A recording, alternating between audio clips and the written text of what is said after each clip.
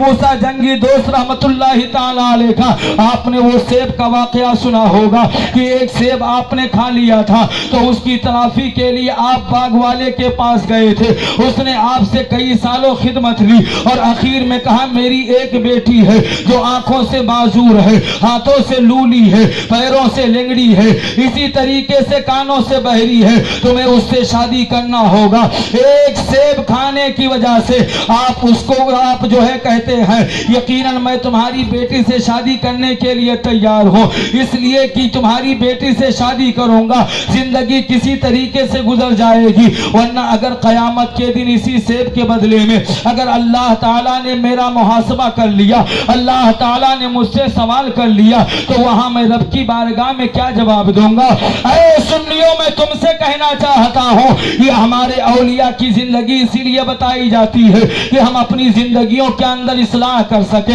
اپنی غلطیوں سے نادم و پشیمہ ہو سکے. آج ہمارے سماج کے اندر ایسے ایسے پاپی موجود ہیں جو کسی کا پیسہ روپیہ ہی نہیں بلکہ زمین و جائیداد پر ناجائز قبضہ کر لیتے ہیں, دکان و مکان پر ناجائز قبضہ کر لیتے ہیں, کسی کا کچھ حق مان لیا ہے, کسی کا کچھ حق مان لیا ہے, اور اس کے بعد سوچا چلو ایک مرتبہ حج کر لیا جائے, یا جو ہے ایک مرتبہ جو ہے چل کر کے حج بیت اللہ کر لیا جائے, یا چند تسبیح پڑھ لی جائے تو ہمارا سارا گناہ معاف ہو جائے گا. یاد رکھیے حق العباد یہ بہت بڑا مسئلہ ہے. آپ نے اگر کسی کا حق مارا ہے تو جب تک حق والا معاف نہ کرے گا اللہ بھی تمہیں معاف نہیں فرمائے گا. اس لیے کسی کا بھی حق ماننے سے پہلے ایک بار نہیں 1000 بار سوچا کرو, اور اگر زندگی کے اندر کسی کا حق مارا ہے تو آپ جا کر کے اس سے معافی مانگ لو, اس لیے کہ دنیا میں تھوڑی دیر کے لیے ذلت و رسوائی یہ کوئی بڑا مسئلہ نہیں ہے,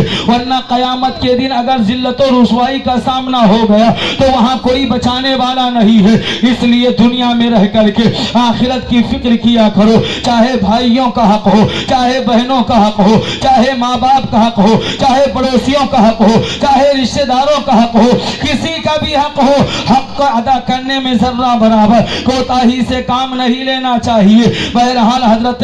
حضور خطیب البراہیم محدث بستوی علیہ رحمت و رضوان سے حاجی تجمل صاحب نے کہا حضور یہ آپ کا کھیت نہیں ہے بلکہ کسی اور کا کھیت ہے. اتنا سنا ہے کہ آپ کے جسم پر لرزہ طاری ہو گیا, آپ کے جسم پر کپکپاہٹ طاری ہو جاتی ہے, اور آپ فوراً وہاں سے نکلتے ہیں اور نکل کر کے کھیت والے کے پاس جاتے ہیں اور جا کر کے کہتے ہیں میاں میں نے تمہارے کھیت سے یہ مٹر کی پھلیاں توڑ لی ہے, مجھے بعد میں پتا چلا یہ آپ کا کھیت ہے, لہذا آپ مجھے معاف کر دیجئے اور یہ آپ کی پھلیاں ہیں آپ لے لیجئے. اللہ اکبر کبیرہ. وہ زمیندار آدمی بھی سن کر کے محو حیرت رہ جاتا ہے, وہ بھی نیچے سے اوپر تلرز کے رہ جاتا ہے کہ بچپنے کے اندر ان کی خشیت کا یہ عالم ہے, ان کے تقوی کا یہ عالم ہے, ان کے جو ہے خشیت ربانی کا یہ حال ہے. اللہ اکبر کبیرہ. اور اتنا ہی نہیں بلکہ حضرت حضور خطیب